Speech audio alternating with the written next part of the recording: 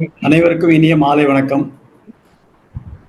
நவில்தோறும் நூல் நயம் என்ற வெள்ளிதோறும் நடக்கும் இணைய வழி குரல் நூல்கள் அறிமுகத் தொடரின் 71வது நிகழ்ச்சிக்கு உங்கள் அனைவரையும் கற்க கசடர வலைத்தமிழ் வள்ளுவர் குரல் குடும்பம் சார்பாக அனைவரையும் வருக வருக என வரவேற்கிறேன்.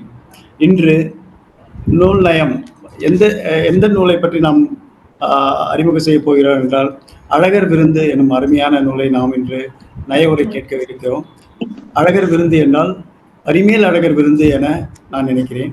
இந்த நூலை புலவர் இரா உ. விநாயகம் அவர்களின் சொற்பொழிகளை தொகுப்பாசிரியர் திரு எஸ். முத்துராமன் அவர்கள் தொகுத்து தந்துள்ளார். இந்த நூலை நயவுரை வழங்க உள்ளவர் திரு ராம தீத்தாரப்பன் அவர்கள், செயலாளர், திருவள்ளுவர் கழகம், தென்காசி. நூல் அழகர் விருந்து நூல் புலவர் இரா உ. விநாயகம் அவர்களுடையது. தொகுப்பாசிரியர் மேலகரம் எஸ். முத்துராமன் அவர்கள். திரு இரா உ. விநாயகம் அவர்கள் சின்னஞ்சிறு வயது முதலே தென்காசி திருவள்ளுவர் கழகத்தில் தொண்டாற்றி வந்தவர். அவரது சொற்பொழிவுகளை நூலாக்கி தொகுத்தவர் மேலகரம் எஸ். முத்துராமன் அவர்கள். புலவர் விநாயகம் திருக்குறளையும் பரிமேல் அழகர் உரையையும் எழுத்தெண்ணி படித்த மேதை. பரிமேல் அழகர் மீது கொண்ட எல்லையற்ற அன்பால் பரிமேல் அழகர் அடிப்பொடி என்ற பெயர்த்து பொருத்தி பெருமிதம் கொண்டவர். சொல்லாற்றல் மிக்க அறிஞர்களின் கட்டுரைகளை விரும்பி படித்து விருத்தி உரைக்கும் ஞானம் கொண்டவர். திருப்புகழ் இசையில் தோய்ந்த இசைக்கலைஞர். தம் வாழ்நாள் முழுவதும் பரிமேல் அழகர் அன்பர் பணிக்கும் தன்னை ஆளாக்கி கொண்டவர். அடுத்ததாக நாம் பார்க்க போது தொகுப்பாசிரியர் மேலகரம் எஸ். முத்துராமன் அவர்களை பற்றி. திரு முத்துராமன் அவர்கள் தேர்ந்த தமிழ் கவிஞர், பல்வேறு நூல்களுக்கு ஆசிரியர், வானொலி மூலம் பல நாடகங்களை உருவாக்கி பரிசுகள் பல பெற்றவர். திருக்குறளுக்கு ஒரு வரி உரை எழுதி திருக்குறளுக்கு பெருமை சேர்த்தவர்.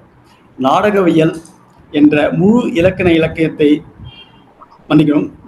இலக்கணத்தை இயற்றி 100 கால இடைவெளியை நிரப்பியவர். அடுத்து நாம் காணப்போவது நயவுரை வழங்க உள்ள திரு ராம தீத்தாரப்பன் அவர்களை பற்றி. திரு ராம தீத்தாரப்பன் அவர்கள் தென்காசி திருவள்ளுவர் கழகத்தின் செயலாளராக குரல் பணி ஆற்றி வருபவர். ரசிகமணி டி.கே.சி. அவர்களின் கொள்ளுப்பேரன் ஆவார். திருக்குறள் கழக பணிகளில் நாள் பொழுது கருதாது செயலாற்றுபவர். இந்தியன் வங்கியில் காசாளராக பணிபுரிந்து ஓய்வு பெற்றவர். தென்காசி கழகத்தின் நீண்ட நாள் தொண்டாற்றிய இவர் துணை செயலாளராக பொறுப்பேற்றார். பின்பு பொருளாளராக பணியாற்றி தற்பொழுது செயலாளராகவும் தொடர்கிறார். மறைந்த பெருமகன் கணபதிராமன் தலைவர், ஆ. சிவராமகிருஷ்ணன் செயலாளர், தென்காசி திருவள்ளுவர் கழகம் ஆகியோரின் வழிகாட்டுதலில் பல்லாண்டு காலம் குரல் பணியில் தேர்ச்சி பெற்றவர். ரசிகமணி டி.கே.சி. காலந்தொட்டு எங்கள் குடும்பத்தால் எல்லோரும் கழகத்தோடு தொடர்பு கொண்டுள்ளனர் என பெருமையுடன் கூறும் பண்பாளர், நயமுற பேசும் நாவலர். நாங்கள் தென்காசி திருவள்ளுவர் கழக நிகழ்ச்சிக்கு கலந்து கொள்ள செல்லும் போதெல்லாம் தங்களுடைய அன்பாலயங்களை முழுவதும் நனைத்தவர். அவருடைய அன்பில் நனைந்த பிறகு திருக்குறளில் நாங்கள் நனைவோம். அவரையும் வருக வருக என்று வரவேற்கிறோம். இந்த நிகழ்ச்சியில் கலந்து கொண்ட அனைத்து சான்றோர் பெருமக்களையும் மீண்டும் ஒருமுறை இந்த 3 அமைப்பின் சார்பாக வருக வருக என்று வரவேற்கிறேன். நூலாசிரியர் நயவுரை தரவரும் திரு தீத்தாரப்பரை உரை நடத்த அன்புடன் அழைக்கிறேன். நன்றி, வணக்கம். திரு தீத்தாரப்பன் ஐயா, வாங்க, உரையை தருக. அனைவருக்கும் வணக்கம். கற்க கசடர வள்ளுவர் குரல் குடும்பம் வலைத்தமிழ் இணைந்து வழங்கும் நவில்தோறும் நூல் நயம் நிகழ்வு 71க்கு அடியேனையும் பேச அழைத்ததற்கு முதலில் நன்றி. இந்த நிகழ்ச்சி பாலு அவர்கள் தொகுத்து வழங்குகிறார்கள். வள்ளுவர் குரல் குடும்ப அன்பர்கள் மற்றும் பல அன்பர்கள் இதில் இணைந்திருக்கிறார்கள். அனைவருக்கும், எங்கள் திருவள்ளுவர் கழக அன்பர்களும் இணைந்திருக்கிறார்கள். அனைவருக்கும் வணக்கம். இப்பொழுது தொகுத்து வழங்க போகிறவர் நம்முடைய மாலையில் தோன்றிய கதிரவன் ஐயா அவர்கள். கதிரவன் ஐயா அப்பதே பேசிட்டாங்க. வணக்கம் வணக்கம். அவருடைய ஒளியில தான் நாங்க இருக்க போறோம் இன்றைக்கு. சரி சரி, வணக்கம். இப்பொழுது இந்த அழகர் விருந்து என்ற நூல் 2004 எங்கள் திருவள்ளுவர் கழகத்தில் வெளியிட்டோம். அப்பொழுது எங்கள் கழகம் இப்பொழுது 94 ஆண்டுகளை நிறைவு செய்திருக்கிறோம். இந்த நூல் வெளியிடும் போது 77வது ஆண்டு விழா. 77வது ஆண்டு விழாவில் இந்த நூல் வெளியிடப்பட்டது. 104 பக்கங்கள் கொண்டது. இதுல இந்த முதல்ல பதிப்பு உரை, அது கழகத்தின் வெளியீடு, திருவள்ளுவர் கழகத்தின் வெளியீடு. பதிப்புரையாக கணபதிராமன் தலைவர், பழைய தலைவர் கணபதிராமன் ஐயாவும் நமது அமரர் ஆ சிவராமகிருஷ்ணன் ஐயாவும் எழுதியிருக்கிறார்கள். அதில் பரிமேலழகரை பற்றி புகழ்ந்து பல விஷயங்கள் அதில் எழுதியிருக்காங்க. அதுல ஒரு பழந்தமிழ் பாவலர் ஒருவர் சொன்ன பாட்டை சொல்லி அந்த பதிப்புரை எழுதியிருக்காங்க. பால் எல்லாம் நல்லாவின் பாலாமோ, பாரில் உள்ள நூலெல்லாம் வள்ளுவர் செய் நூலாமோ, நூலிற் பறித்த உரையெல்லாம் பரிமேல் அழகன் தெரித்த உரையாமோ தெளி அப்படின்னு ஒரு வெண்பா. அந்த பரிமேல் அழகருக்கு அப்படி ஒரு பாராட்டு ஒரு புலவர், பழங்காலத்து புலவர் பாடியிருக்கிறார். இதுல தொடர் சொற்பொழிவாக விநாயகம் பிள்ளை அவர்கள் நடத்தியதை நூலாக வெளியிட்டிருக்கிறோம். அவர்களை பற்றி அறிமுகத்தில் பாலு ஐயா சொல்லிவிட்டார்கள். அவர்கள் தமிழிசை கருவி சாரங்கி அப்படி என்று ஒரு கருவி இருக்கிறது. அது தென்காசி காசி விஸ்வநாதர் கோயிலில் இருக்கிறது. அதை இசைக்க தெரிந்த, அதை மீட்ட தெரிந்த ஒரே நபர் இந்த விநாயகம் பிள்ளை ஐயா அவர்கள். இப்பொழுது அவரும் இல்லை, நம்முடன் இல்லை. அவர் முத்தமிழ் வித்தகர்னு நம்ம கழகத்துல இருந்து பட்டம் கொடுத்துருக்கோம். உண்மையிலே அது மாதிரி முத்தமிழ் வித்தகர் தான் அவரு. அவரை பல மேடையில பேசும் பொழுது ஒரு குறிப்பும் இல்லாம பரிமேலழகர் உரைய பூரா மனசு அப்படியே சொல்லிக்கிட்டே இருப்பாரு. ஒரு குரலை சொன்னார்னா பரிமேலழகர் என்ன சொல்லியிருக்காரு, குறிப்பு என்ன சொல்லியிருக்காரு, அதுல சிறப்பா ஏதாவது ஒரு விஷயம் சொல்லியிருப்பாரு, அதை பூரா அப்படியே சொல்லுவாங்க. கையில ஒரு பேப்பர் இருக்காது. அப்படி பல வாரங்கள் நடந்த அதை புஸ்தகமாக நூலாக ஆக்கியது முத்துராமன் ஐயா அவர்கள். அவர்களை பற்றியும் பாலு ஐயா ஏற்கனவே சொல்லிவிட்டார்கள். அவர்களுக்கு எங்கள் கழகத்தில் 1992 குரல் நெறி பாவலர் என்று ஒரு பட்டம் கொடுத்திருக்கிறோம் முத்துராமன் ஐயாவுக்கு. அவர் ஒரு வரி திருக்குறள் புஸ்தகம் வெளியிட்டிருக்கிறார்கள். அதற்கும் கணபதி அப்பன், பழைய இந்த கணபதிராமனுக்கு முந்தைய தலைவர் கணபதி அப்பன், ஆ சிவராமகிருஷ்ணன் இருவரும் பாராட்டுரை வழங்கியிருக்காரு அந்த நூலில். பிறகு இந்த புஸ்தகத்தை தென்காசி ஆசிரியர் KS சங்கரநாராயணன் அவர்கள் பிழை திருத்திருக்காரு. அதற்கு நன்றி சொல்லி இருக்கிறார்கள். அச்சிட்ட சுந்தரம் பிரஸ் உரிமையாளர் சுந்தரம் அவர்களுக்கும் நன்றி சொல்லி தலைவரும் செயலாளரும் பதிப்புரை எழுதியிருக்கிறார்கள். இப்பொழுது பரிமேலழகரின் உரைத்திறன், அவருடைய உரை வீச்சு, இதை பற்றியெல்லாம் இதில் பார்க்க போகிறோம். இதுல ஒரே ஒரு செய்தியை சொல்லி உள்ளே செல்கிறேன். ஒரு குறள், மேற்பிறந்தார் ஆயினும் கல்லாதார், கீழ்பிறந்தும் கற்றார் அனைத்திலர் பாடு என்று ஒரு குறள். இந்த குறளுக்கு பரிமேலழகர் சொன்ன உரை பாருங்க. உடம்போடு அழியும் சாதி உயர்ச்சியிலும் உயிரோடு செல்லும் கல்வி உயர்ச்சி சிறப்புடையது என்பதாம். இதனால் கல்லாரது சாதி உயர்ச்சியினால் பயன் இல்லை அப்படிங்கிறத சொல்றாரு. இப்படி அந்த விளக்கம், அதற்கு எல்லாரும் குடிப்பிறப்பை வச்சு கல்வியை வச்சு பல ஆராய்ச்சிகள் பல இது நடக்குது. ஆனா அதை தெளிவா உயிரோடு, அதாவது இந்த உயிரோடு செல்லும் கல்வி, இந்த உடம்போடு அழிஞ்சிரும் இந்த சாதி, ஆனா கல்வி வந்து அடுத்த எழுமைக்கண்ணும் அது அந்த கல்வி செல்லும் அப்படிங்கறது சொல்லி இந்த உரையை சொல்லி இருக்கிறாரு. ஒருமைக்கண் தான் கற்ற கல்வி ஒருவருக்கு எழுமையும் ஏமா புடைத்து அப்படிங்கிற குரலை இங்க சிந்திச்சு பாக்குறோம். இதுல ஒரு செய்தி வக்கீல் அதிலே விநாயகம் பிள்ளை அவர்கள் சொன்ன செய்தி. வக்கீல் சோனாசலம் பிள்ளை அப்படின்னு ஒருத்தர் இருந்தாரு. அவர் இறந்து போனாரு. அவர் ஒரு வக்கீல். அவருடைய மகன் பெருசா படிப்பு எதுவும் படிக்கவில்லை. ஆனா அவர் இறந்த பிறகு சொத்து கித்து எல்லாம் வச்சிருக்காரு. அவர் இறந்த உடனே சொத்துலாம் பையனுக்கு வந்த மாதிரி இந்த பையன் படிக்காத பையன் அவர் பெயர் எழுதி வக்கீல் பட்டத்தை BA BL என்று போட்டுக் கொள்கிறார். அப்ப அந்த ஊர்ல உள்ளவங்க எல்லாம் சிரிக்கிறாங்க. அப்போ திரும்ப அதுல ஒரு ஆள் வந்து யூனிவர்சிட்டிக்கு தகவல் சொல்லிடுறாங்க. இந்த ஆள் பட்டம் வாங்காமலே வீட்டுல பட்டம் போட்டு இருக்காரு அப்படிங்கிறத சொன்ன உடனே அங்க இருந்து அவங்க வந்து யூனிவர்சிட்டில இருந்து வராங்க. நீங்க எங்க பட்டம் வாங்குனீங்க அப்படின்னு. அப்போ அவர் சொல்றாரு, எங்க அப்பா தன் சொத்தை பூரா எனக்கு வந்துட்டு வாரிசுபடி, அதுபடி அவர் வாங்கின பட்டத்தை நான் போட்டுக்கிட்டேன் அப்படின்னு சொல்றாரு. அப்போ அவரு என்ன சொல்றாங்கன்னா, உங்க அப்பா வாங்கின சொத்தை இங்க விட்டுட்டு போயிட்டாரு. ஆனா அவர் வாங்கின பட்டம் கல்விய அவர் கொண்டு போயிட்டாரு.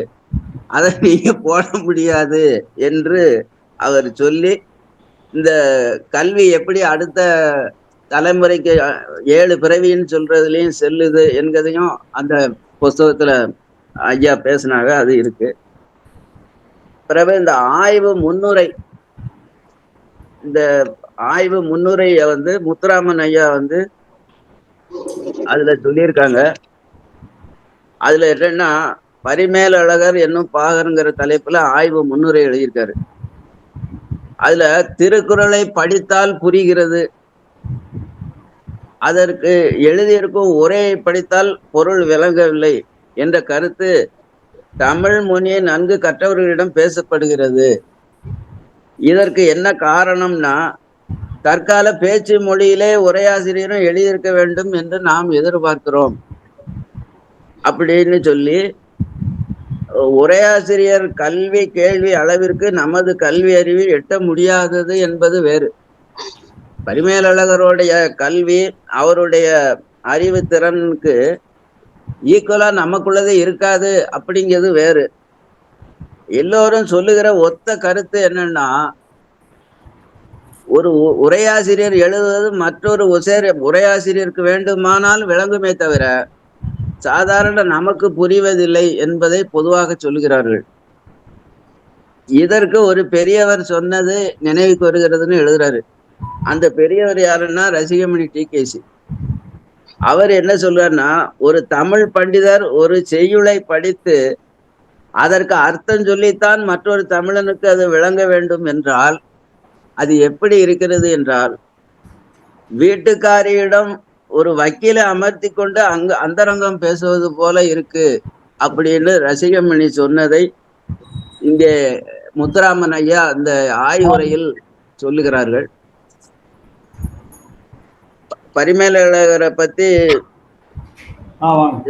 பல விஷயங்களை இதுல சொல்லி அந்த ஆய்வுரைய முடிக்கிறார் அவரு. அதற்கு பிறகு இந்த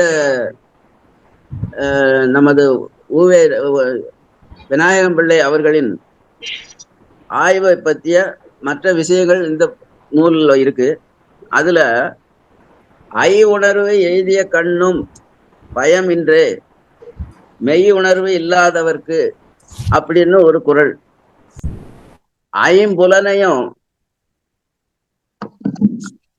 ஐம்புலனையும் கட்டுப்படுத்தி வைக்கக்கூடிய திறமைகள் இருந்தாலும் ஆனா மெய் உணர்வு இல்லாவிட்டால் சிறப்பில்லை அப்படிங்கிறத சொல்றாரு.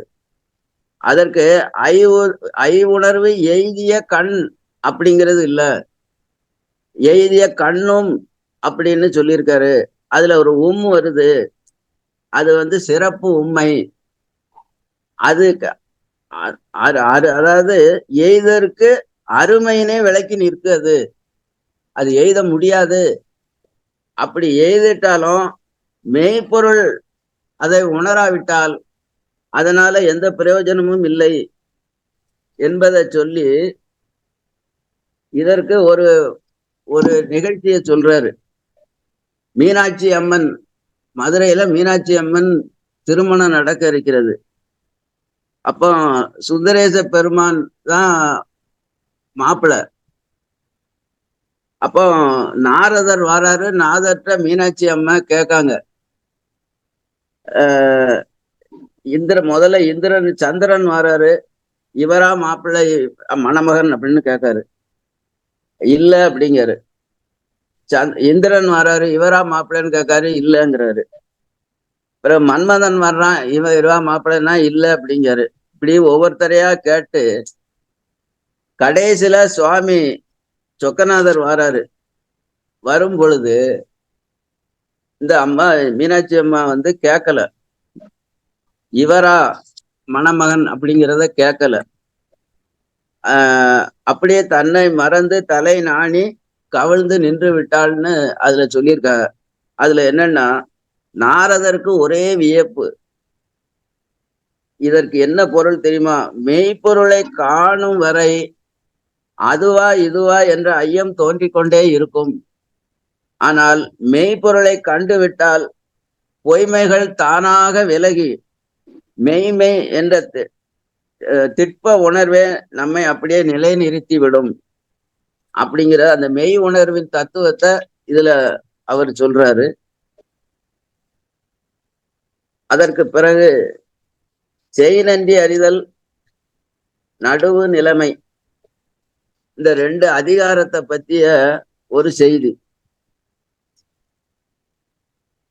அது செய்நன்றி அறிதலுக்கு அடுத்து நடுவு நிலைமைய வச்சிருக்கு.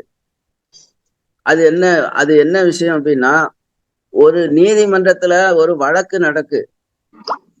பணக்காரர் ஒருவர் குற்றவாளி கூண்டுல ஏறிடுறாரு. வழக்கறிஞர் அவர் குற்றச்சாட்டை சுமத்துறாரு. நீதிபதி அவர்கிட்ட கேள்வி கேட்காரு. பணக்காரர் குற்றவாளி என்பது உறுதியாகுது. அப்போ இப்ப தீர்ப்பு கூற வேண்டிய இடத்துல நீதிபதி இருக்காரு. ஆனா அந்த நீதிபதியே இந்த பணக்காரரோட தயவால படித்துதான் இந்த பதவிக்கு வந்திருக்காரு.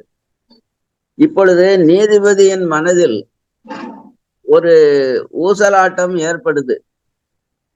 செய்நன்றிக்காக தீர்ப்பை மாற்றி சொல்லி விடலாமா, அல்லது குற்றவாளிக்கு உரிய தண்டனையை கொடுத்து விடலாமா அப்படிங்கிற மாதிரி ஒரு ஊசலாட்டம் நிகழுது. இப்பொழுது இங்க பரிமேலழகர் பேசுறார். என்னன்னா, நன்றி செய்தவர் மாட்டு அந்த நன்றியினை நினைத்த வழி சிதையும், அந்த இடத்தில் சிதையல் ஆகாது என்பதால் செய்நன்றி அறிதலின் பின்பு இந்த நடு நிலைமை வைக்கப்பட்டது அப்படிங்கிறத பரிமேலழகர் சொல்றாரு. செய்நன்றி அறிதலை விட நடு நிலைமை முந்தி கொண்டு நிற்கிறது என்று அதுல சொல்றாரு.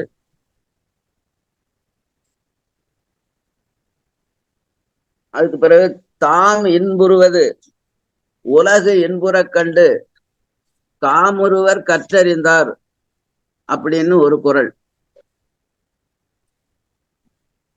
இந்த குறளுக்கு அவர் பரிமேலழகர் சொல்லும்போது, கற்கும் போதே நூலின் சொற்சுவை பொருட்சுவையில் மூழ்குதல், இவ்வளவு அரிய நூலை கற்ற அறிஞர் என்று பிறர் போற்றி புகழுதல் இன்பம், பொருளையும் நமக்கு வழங்கும் இன்பம், உரிய கருத்துக்களால் அதனை விளக்கும் வீடு பேற்று இன்பம்.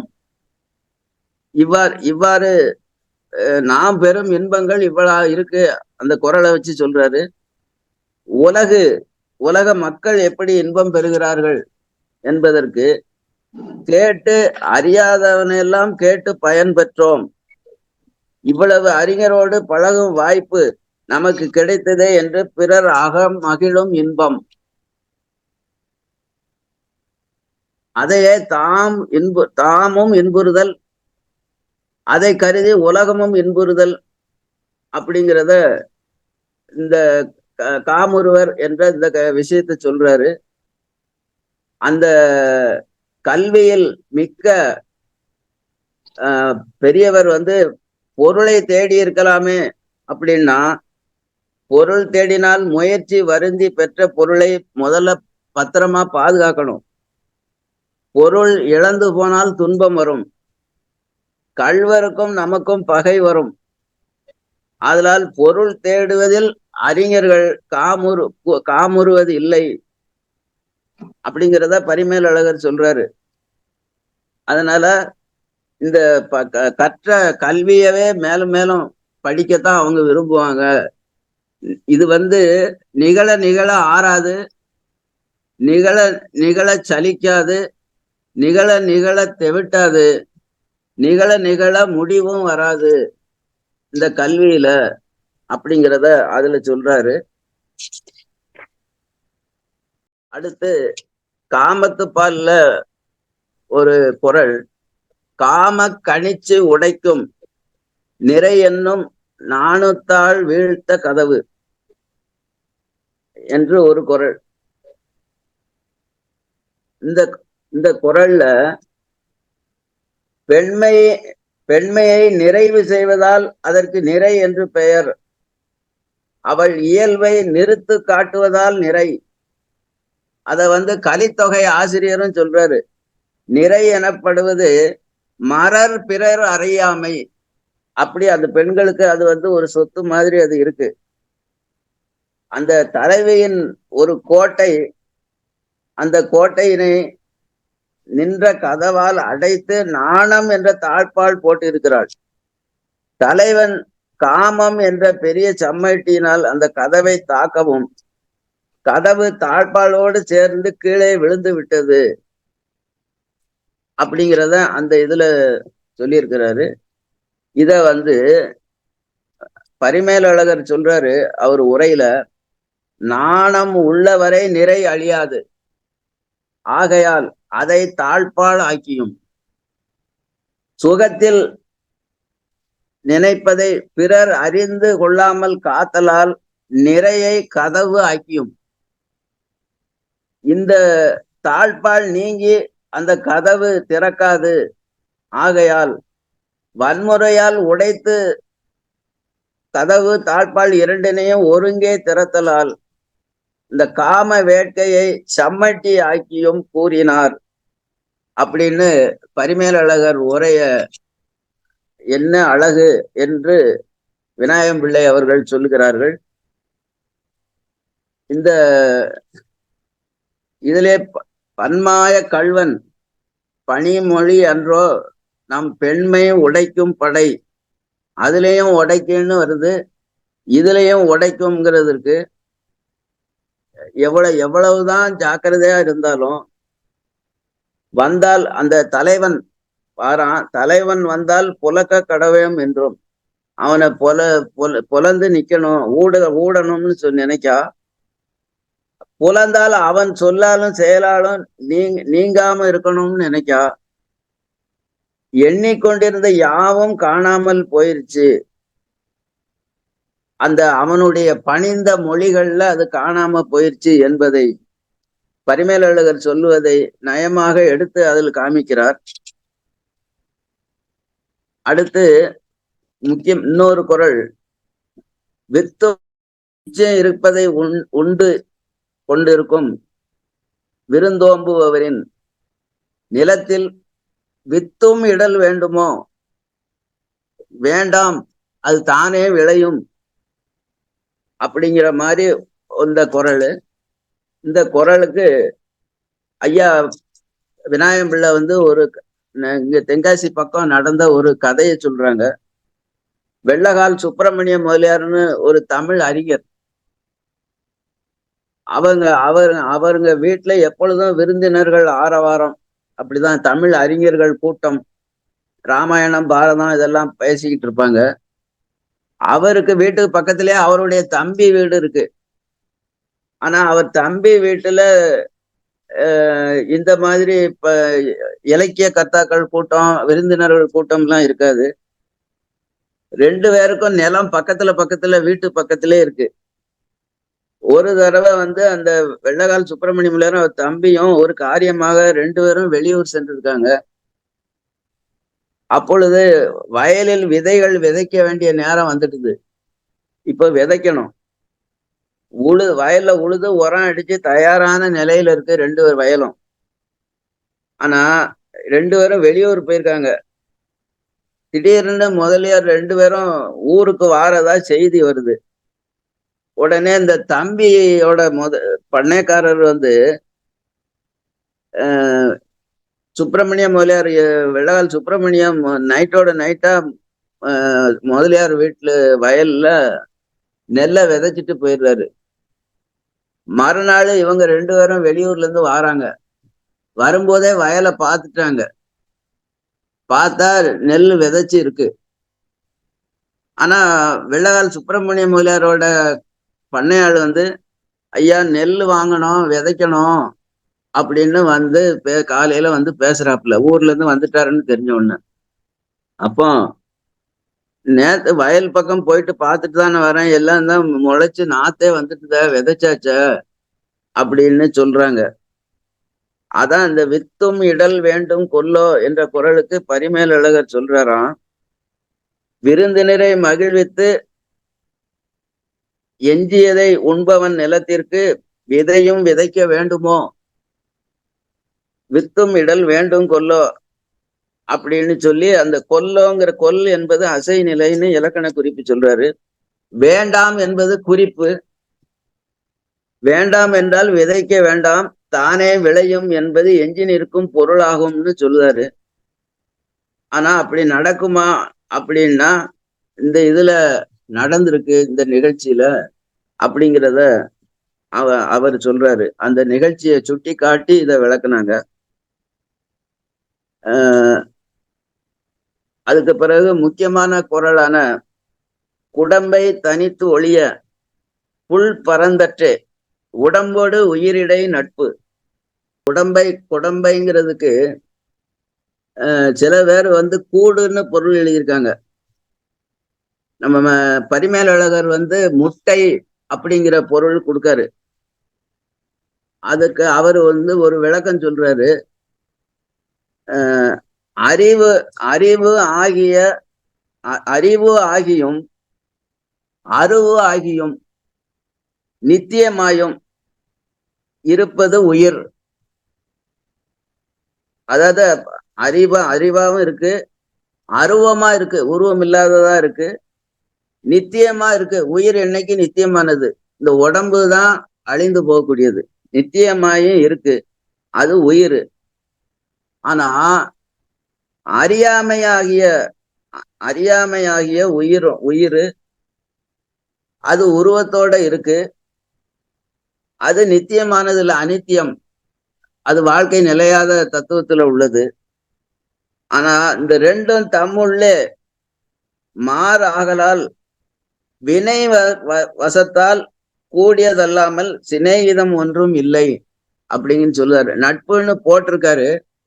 ஆனா அது என்ன அப்படின்னு கேட்டா வஞ்ச புகழ்ச்சி அணி அப்படின்னு அணி இலக்கத்தை சொல்லி பரிமேலழகர் சொல்றதா ஐயா அதை சொல்றாங்க. அடுத்து நவில் தோறும் நூல் நயம் போலும். இப்போ நம்ம நிகழ்ச்சியும் நவில் தோறும்னு வச்சிருக்கோம். இது சம்பந்தமாகவும் விநாயகம் பிள்ளை அந்த நிகழ்ச்சியில் அந்த குறளுக்கும் விளக்கம் கொடுத்திருக்காங்க. நவில் தோறும் நூல் நயம் போலும் பயில் தோறும் பண்புடையாளர் தொடர்பு. பயில பயில பழக பழக பண்புடையாளர் தொடர்பு விரிந்து செல்லும், அது உயர்வாக செல்லும். ஆனால் அதே போல நவில் தோறும் நூல் நயம் போலும், படிக்க படிக்க புசகத்தை படிச்சு இது பண்ணாலும் சரி, பல பேர் நவில்தல் என்றாலே நாவால் சொல்லுது. அந்த காலத்துல பூரா எல்லாத்துட்டையும் ஏடு இருக்காது, நூல் இருக்காது. அப்போ நாவால தான் படிச்சவங்க ஒரு ஆள் சொல்லுவாங்க, பலர் கேட்பாங்க. அப்படி நவில்தோர் நூல் ஒவ்வொரு தடவையும் கேட்கும் போதும் ஒவ்வொரு தடவையும் புது மெருகு ஏறி இந்த நூல் நயம் வெளிப்படும். அதுபோல பழக பழக இந்த பண்புடையாளர்கள் பழகும் பொழுது அதுலயும் ஒரு மெருகு ஏறும். அப்படிங்கிறத அதை சொல்லி அதற்கு ஒரு நிகழ்ச்சியை சொல்றாரு. இந்த பண்பு எப்படி அவருக்கு அந்த பண்பு உயர்ந்து போகுது அப்படிங்கிறதுக்கு காந்தி வந்து ஸ்மட்ஸ்ன்னு ஒரு ஜெனரல், அவரு சிறைச்சாலையில பாக்காரு, காந்தி ஜெயில இருக்காரு. அப்ப அவரு காந்தி அடிகள்கிட்ட ஒரு 40 நிமிஷம் சிறையில வச்சு பேசுறாரு. பேசிட்டு சொல்றாரு, உங்களுக்கு ஏதாவது உதவி தேவைப்படுகிறதா அப்படின்னு கேட்காரு. ஸ்மட்ஸ் கேட்காரு. அப்போ ஸ்மட்ஸ் யாருன்னா, அவரு நியமித்த மேஜிஸ்ட்ரேட் தான் காந்தியடிகளுக்கு சிறை தண்டனை வழங்கியவர். அந்த சுற்றி நின்ற அதிகாரிகள் காந்தி என்ன சொல்ல போகிறார் என்று எதிர்பார்த்துக்கிட்டு இருக்காங்க.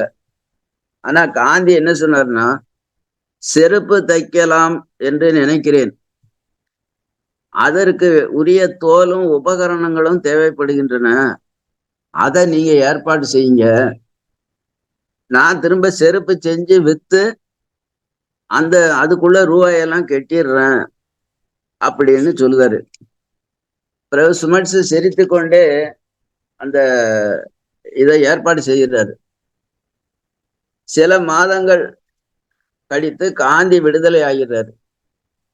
விடுதலை ஆன உடனே ஸ்மட்ஸ போய், ஃபீல்டு மார்ஷலா இருக்காரு அவரு, அவரை போய் பார்க்காரு. உங்களுக்கு ஒரு பரிசு கொண்டு வந்திருக்கிறேன் அப்படின்னு சொல்றாரு. அப்படின்னு சொல்லிட்டு அவர் கையினாலே தைத்த அந்த செருப்புகளை ஸ்மிட்ஸுக்கு கொடுக்காரு. அவர் போட்டு பார்த்துட்டு கரெக்டா பொருத்தமா இருக்கு. உடனே ஸ்மிட்ஸ் ரெண்டு கையாலையும் எந்திரிச்சிருந்தபடி வாங்கிக்கிட்டு மிக்க நன்றின்னு சொல்லிட்டு, அவர் காலில் போடல அத. அவர் ஓய்வு பெற்ற பிறகு, லண்டன் திரும்பின பிறகு, அவர் பங்களால அலமாரியில பரிசு பொருள்கள் வைக்கிற இடத்துல, கோப்பைகள் மற்ற விஷயங்கள்லாம் வைக்கிறதுக்கு இடையில ஒரு வெல்வெட்டு விரிப்பை விரிச்சு அதுல இந்த காந்தியோட இந்த செருப்பை அதுல வச்சிருக்காரு. வச்சு இது காந்தியடிகள் வழங்கிய பரிசு அப்படின்னு அதுல எழுதி வச்சிருக்கிறாரு. இந்த பண்புடையாளர் தொடர்பு எப்படி இருக்கும் என்று வள்ளுவர் சொல்லுகிறார் என்றால், நவில்தோறும் நூல் நயம் போலும் அப்படிங்கிறாரு. தண்டனை விதித்த அரசாங்கத்தின் தலைவருக்கும் தண்டனை பெற்ற ஒருவருக்கும் இத்தைய மதிப்பு நிலவ முடியுமா? நான் நிலவுகிறதே அப்படிங்கிறாரு. அதுதான் பண்புடையாளர் தொடர்பு. நற்குணமுடைய மக்கள் தம்முள் செய்த நட்பு பயிலும் தோறும் பழக பழக ஒரு காலைக்கு ஒரு கால் மிகும் என்கிறார். அது பரிமேலழகர். இந்த நட்பே பக்தி ஆகி விடுகிறது. அப்படியான ஒரு நிகழ்ச்சி தான் இந்த நிகழ்ச்சி. மக்களில் உயர்ந்தவர்களின் வாழ்க்கை உலகத்திற்கு நூல் நயம் போல எடுத்து காட்டுகிறது என்பதை விநாயகம் பிள்ளை அவர்கள் இந்த புஸ்தகத்தில் நிறைவாக சொல்லுகிறார். இந்த நூல் இன்னும் பல விஷயங்களை அதில் கொண்டிருக்கிறது. காலத்தின் அருமை கருதி அதில் உள்ள முக்கியமான குறள்களையும், அதற்கு பரிமேலழகர் உரை எவ்வாறு செய்தார் என்பதையும், அதை தொட்டு மற்ற நிகழ்ச்சிகளை, வாழ்க்கை நிகழ்ச்சிகளில் இருந்து சில செய்திகளையும் தொகுத்து எழுதியதை உங்கள் முன் சமர்ப்பிக்கிறேன். இந்த அரிய வாய்ப்புக்கு நன்றி கூறி இந்த நிகழ்ச்சியை இத்துடன் முடிக்கிறேன். நன்றி, வணக்கம். ஐயா, மிக்க நன்றி ஐயா, மிக்க நன்றி. மிக அருமையாக பேச்சு வழக்கு தமிழிலே மிக சிறப்பாக எடுத்து சொன்னீர்கள். விநாயகம் ஐயா அவர்களுடைய உரை, அதற்கு முத்துராமன் ஐயா அவர்கள் தொகுத்து எழுதியது ஆகியவற்றிலிருந்து மிக அருமையாக கருத்துக்களை எடுத்து சொன்னீர்கள். அதனுடைய சாராம்சமாக சொல்லலாம், கல்வி எப்படி எழுமைக்கும் ஏமாப்படைத்து என்பது குறித்தும், மெய்ப்பொருள் சார்ந்த மீனாட்சி கல்யாணம் விளக்கம் மிகவும் அருமையாகவும் இருந்தது. செய்நன்றி, நடுவுநிலை, அதிகார அமைப்பு. நடுவுநிலை ஏன் செய்நன்றி அறிதலுக்கு அடுத்ததாக வைக்கப்பட்டிருக்கிறது என்பதற்கான விளக்கம், கல்வி மற்றும் செல்வம் ஆகியவற்றுக்கு இடையே ஒப்பீடு, அடுத்ததாக இன்பத்து பாலிலிருந்து நாணம், தாழ்பாள், நிறை, கதவு, காம வேட்கை, சம்மட்டி என்ற ஒப்பீடு குறித்தும், பன்மாய கல்வன் பணிமொழி அதன் தாத்பரியம் குறித்தும், உடம்போடு உயிருக்கு இருக்கக்கூடிய நட்பு குறித்தும் மிக அருமையாக சொன்னீர்கள். நிறைவாக காந்தியாருக்கும் ஸ்மட்ஸ் அவர்களுக்கும் இடையே இருந்த அந்த தொடர்பு குறித்தும் மிக சிறப்பாக எடுத்து சொன்னீர்கள். இந்த நன்றி, மிக்க நன்றி ஐயா. இதனைத் தொடர்ந்து வாசகர்கள் தங்களது கையை உயர்த்தினால் அவர்களுக்கு வாய்ப்பு தரப்படும். மதியழகன் ஐயா கையை உயர்த்தியிருக்காங்க. ஐயா மதியழகன் ஐயா வாங்க ஐயா. ஓகே டாக்டர், நீங்க அறுவை சிகிச்சைக்கு போறதுன்னா நீங்க முன்னாடியே கூட பேசிட்டு போயிடலாம். இல்ல இன்னும் போகல, இன்னும் உள்ள தயாராகிட்டு இருக்கு. அனைவருக்கும் வணக்கம். வணக்கம் ஐயா. மிகச் சிறப்பான உரை. தென்காசி திருவள்ளுவர் கழகத்தில் செயலராக இருந்து கொண்டு இது கூட பேசவில்லை என்றால் எப்படி? அந்த அளவுக்கு அருமையாக ஒரு ஆற்றலுக்கான பேச்சு. அதாவது அந்த விஷயத்திலே அப்படியே கால நிகழ்வுகளோடு ஒத்து சென்றது மிக அருமையாக கேட்பதற்கு. ஒவ்வொரு குறளுக்கும் அங்க நடந்த விஷயங்களை ஒப்பிட்டு சொன்ன விதம், காந்தியாகட்டும் அவருடைய வாழ்க்கை முறையில் நடந்த விஷயங்களை எல்லாம் ஒப்பிட்டு சொன்னது எங்களுடைய திருவள்ளுவர் கழகத்தினுடைய செயலர் பெருந்தையினுடைய பெருமையும் சிறப்பையும் இங்கு உணர முடிந்தது. மிக அருமையான பேச்சு. வாய்ப்புக்கு நன்றிங்கள் ஐயா. நன்றி ஐயா, நன்றி, மிக்க நன்றி ஐயா. டாக்டர், நீங்க எதுவும் சொல்ல விரும்புறீங்களா? முதல்ல சொல்ல விரும்புறது உரையை எவ்வளவு சரியாக நேரத்தோடு முடிப்பது என்பதை கற்றுக்கொண்டேன். அது ரொம்ப ரொம்ப நேர மேலாண்மை. ஒரு உரையை எப்படி அது நேர மேலாண்மை உண்மையாகவே நான் கற்றுக்கொள்ள வேண்டிய செய்தி கற்றுக்கொள்கிறோம். அதுபோல் ஐயா எடுத்து காண்பித்த விதம், அந்த நூல் மட்டும் நூலை பற்றி ஆவலை தாண்டி ஐயாவுடைய அனுபவங்கள், அந்த முதிர்வு, அது எல்லாமே நன்றாக வெளிப்பட்டது. ஐயா வாழ்த்தி வணங்குகிறேன். தலை சாய்ந்து வணங்குகிறேன் ஐயா. நன்றி, நன்றி டாக்டர், நன்றி, நன்றி டாக்டர். அஷ்ரப் ஐயா, அஷ்ரப் ஐயா. இல்லங்க ஐயா, இன்னைக்கு ஒன்னும் இல்ல. நான் சரியா கேட்க முடியல, நான் ஆபீஸ்ல இருந்தேன். இடையில மீட்டிங் இருந்தது. 2-3 விஷயங்கள் இன்ட்ரெஸ்டிங்கா போயிட்டு இருந்தது. ஃபுல்லா மெய்ப்பொருள் பத்தி எல்லாம் பேசினாரு, கேட்க முடியல. எனக்கு ஒரு செஷன் ஒன்னாவது கேட்டிருந்தா ஏதாச்சும் கருத்து சொல்ல முடியும். ரொம்ப இன்ட்ரெஸ்டிங்கா இருந்தது. ஆனா என்னால அன்பார்ச்சுனேட்லி கண்டினியூஸா கேட்க முடியல. நான் சைட்ல ஒரு காதுல வச்சுக்கிட்டு ஒரு ஆளை பேசிட்டு இருந்தேன். மன்னிக்கணும். ரொம்ப மகிழ்ச்சி. சரிங்க. வேற யாரும் பேச விரும்புகிறீர்களா? குழந்தைவேல் ராமசாமி ஐயா, மேகலா பாலசுந்தரம் அம்மா.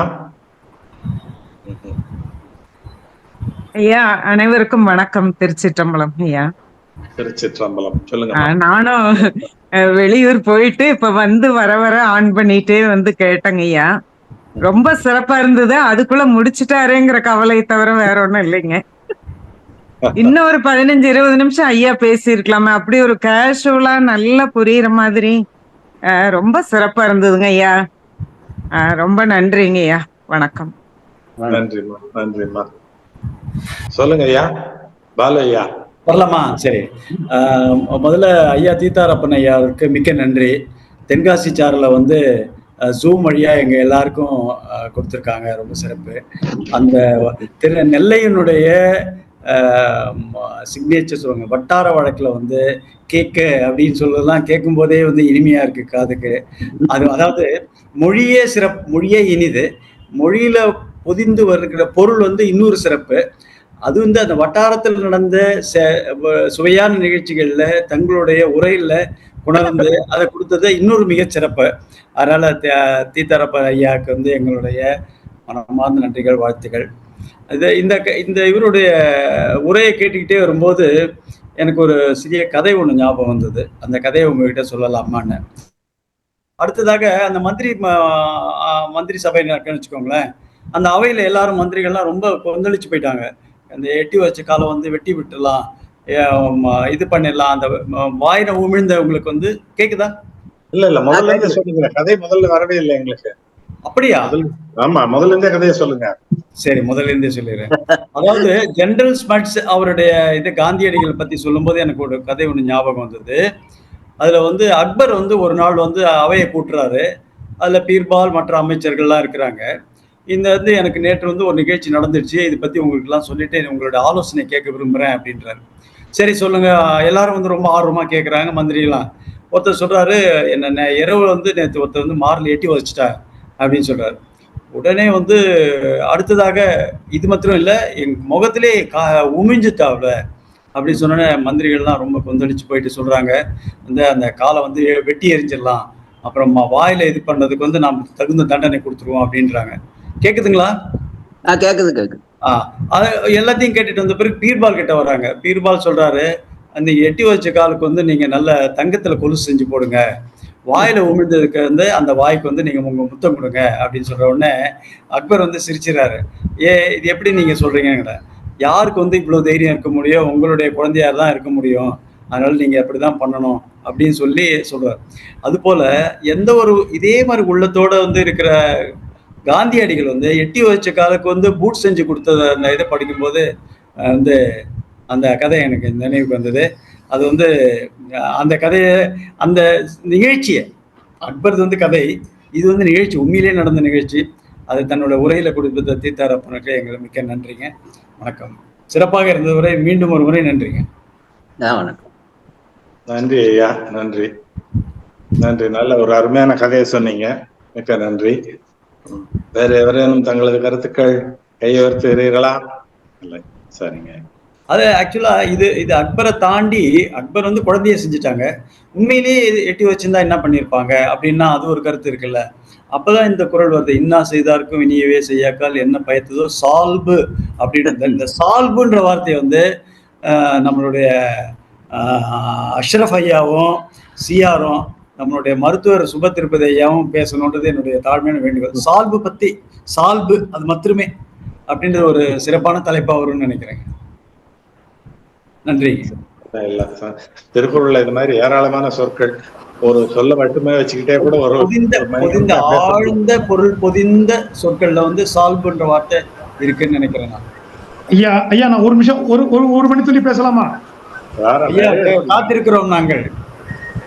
ஒண்ணும் இல்ல, இந்த சால்புன்னு சொன்னதுனால நான் எப்பவுமே நினைப்பது உண்டு, அந்த சான்றாண்மை அதிகாரத்தை நம்ம பார்த்தோம்னா அந்த அந்த அதிகாரத்தோட 10 குறள் வந்து எல்லாம் பாத்தீங்கன்னா நல்லா ஆழ்ந்து படித்தோம்னா இந்த எபிட்டோம்னு சொல்லுவாங்கல்ல, மனிதன் வாழ்ந்து அடுத்த தலைமுறைக்கு ஒரு சான்றாக விளங்க வேண்டும். அதாவது சான்றாண்மை என்ற பகுதி இருக்குல்ல, சான்றாண்மை என்ற பகுதி அதுதான் வந்து ஒரு மனிதன், அதாவது எபிட்டோம்னு சொல்லுவாங்கல்ல ஒரு இதுக்கு, நான் வந்து உச்சம் என்று நினைப்பேன். ஏனென்றால் நம்ம எல்லா வாழ்க்கையும் அறம் பொருள் இன்பமா இருந்தாலும் நாம் வந்து ஒரு மனிதவியல்ல சான்றாக விளங்க வேண்டும். ஆண்மை என்பது கடை கொடுக்க செய்தது ஆண்மை என்பார் வள்ளுவர். அதாவது ஒரு விஷயத்தை நிறைவாக சென்று சான்றாக விளங்க வேண்டும். தன் மகனை சான்றோடு என கேட்ட தாய் தான் சொல்லுவாங்க, தாய்க்குமே அதுதான் கடைசியான. ஏன்னா அந்த சான்றாண்மைய அந்த குறள்ல 10 குறள்லையும் நீங்க ஒவ்வொரு சொல்லையும் எடுத்து பார்த்தா மீதி மற்ற அதிகாரத்துல மற்ற 1330 குறளும் அதுக்கான ஒரு நேரடியான தொடர்பே இருக்கும். நல்லா கவனிச்சு விட்டு பார்த்தாம் என்றால் நான் சொன்ன நினைப்பது உண்டு. அந்த சால்புக்கு கட்டளை யாதனில் பாத்தீங்கன்னா அந்த அதிகாரம்லாம் வந்துடும். திருக்குறள் அதிகாரமும் அதுக்குள்ள வந்துடும். நீ சான்றாண்மைக்குள்ள கிட்டத்தட்ட அப்படியே பிடிச்சி இழுத்து கொண்டாந்துடலாம் அந்த இடத்துல எல்லாமே அப்படின்னு என்னுடைய ஒரு மேலோட்டமான பார்வை அப்படின்னு நான் சொல்றேன். சிஆர் வந்தாரு. சிஆர் இணைப்புல வந்தாரு. ஐயா உள்ள அழைப்பு வந்து விட்டது, நான் கிளம்புகிறேன். ஐயா இன்னொரு தீத்தாரப்பன் ஐயாவுக்கு ஒரு வேண்டுகோள். சொல்லுங்க. என்னன்னா திருவள்ளுவர் கழகத்திலிருந்து இந்த இந்த கூட்டத்துக்கு வந்து ஒரு 5-10 பேர் வந்து இணைந்தாங்கன்னா இது இன்னும் மிக சிறப்பாக இருக்கும். நாங்க இந்த கூட்டத்துக்கு நிறைய பேர் நாங்க எதிர்பார்த்தோம். ஏன்னா அவங்களை நேராக பார்க்கலாம். முதல் விஷயம் வந்து அவங்கள வருடத்துக்கு ஒரு தடவை வந்து பார்க்கலாம். இந்த மீட்டிங்ல அடிக்கடி பார்க்கலாம், கருத்துக்களை பகிர்ந்து கொள்ளலாம்ன்றது எங்களோட தாழ்மையான கருத்து. நீங்க செயலாளர், நீங்க அவங்க கிட்ட சொன்னீங்கன்னா ரொம்ப சிறப்பா இருக்குங்க. எங்களுக்கு ரொம்ப மகிழ்ச்சி தர்றது வந்து உங்களை அடிக்கடி பாக்குறது, தென்காசி திருவள்ளுவர் கழகத்தினுடைய பொறுப்பாளர்களையும் உறுப்பினர்களையும். ஐயா வந்திருக்காங்களே ஐயா. சொடலைமுத்து ஐயா வந்திருக்காங்க. Very good. ஐயா அனைவருக்கும் வணக்கம். ஐயா. நாங்க இந்த நவில்தோறும் நூல் நிலையத்துல அழகர் விருந்து பற்றி நம்முடைய செயலாளர் ஐயா அவர்கள் ரொம்ப அருமையா உரை நிகழ்த்தினாங்க. திரு விநாயகம் பிள்ளை அவர்கள் உரை நிகழ்த்தும் போது, ஒவ்வொரு மாதம் உரை நிகழ்த்தும் போது தவறாமல் கேட்டவன். அவர்கள் திருப்புகளுக்காகவே அங்கு செல்லலாம். அந்த மாதிரி ஒரு 1/4 மணி நேரம் 20 நிமிஷம் திருப்புகள் பாடுவாங்க, ரொம்ப அருமையா பாடுவாங்க. ஐயா அவர்கள் சொன்னபடி நல்ல சாரங்கி இசை விற்பனர், நல்ல பரிமேலழகர் உரைய ரொம்ப ஆழ்ந்து கற்றவர் விநாயகம் பிள்ளை. அதன் மீது காதல் கொண்டவர்னு சொல்லலாம் உரை மீது. அந்த அளவுக்கு ஒரு தேர்ந்தவர் அவர். அதேபடி அவருடைய உரைய எழுத்துல வடிச்சார் இல்லையா முத்துராமன் ஐயா, புலவர் முத்துராமன் அவர்களும் சிறந்த கல்விமான். அவர்கள் பல நூல்கள் செய்துள்ளார்கள். இளங்கவிஞர்களை ஊக்குவிக்கக்கூடியவர். கவிதையை எப்படி எழுத வேண்டும் என்று சொல்லி தருபவர்.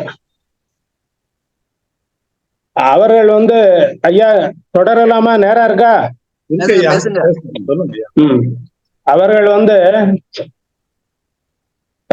எனக்கு கவியரங்கத்துல கவிதையை எப்படி சொல்லணும் அப்படிங்கிறதுக்கு சில குறிப்புகள்லாம் கொடுத்தாங்க. அந்த மாதிரி ஒரு சொல்லி கொடுக்கக்கூடியவங்க. அதாவது 2 அடியை கண்ணியா போடுங்க, நீங்க வேண்டாததை நீக்கிக்கிடலாம் எந்த மேடையிலனாலும் அப்படின்னு சொல்லுவாங்க. 4 அடி 8 அடின்னு போட்டீங்கன்னா நீக்க முடியாது.